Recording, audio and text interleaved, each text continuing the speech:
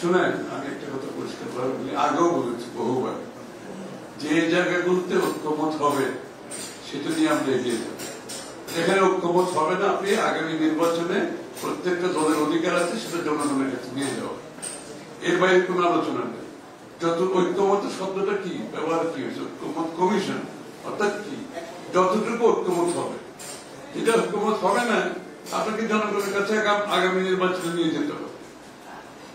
আমাদের কিন্তু বাংলাদেশের জনগণ কোন দায়িত্ব দেয় নাই, বাংলাদেশ আগামী বাংলাদেশ কিরকম হবে সব দায়িত্ব যে রাজনীতিবিদরা বসে সমাধান করে দেবে, এই দায়িত্ব কোন দলকে বাংলাদেশের মানুষ দেয়।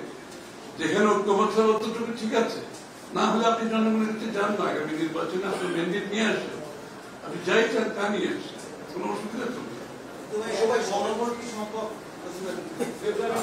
আমি তো বলছি সম্ভব কি সম্ভব না, এটা আলোচনার বিষয়।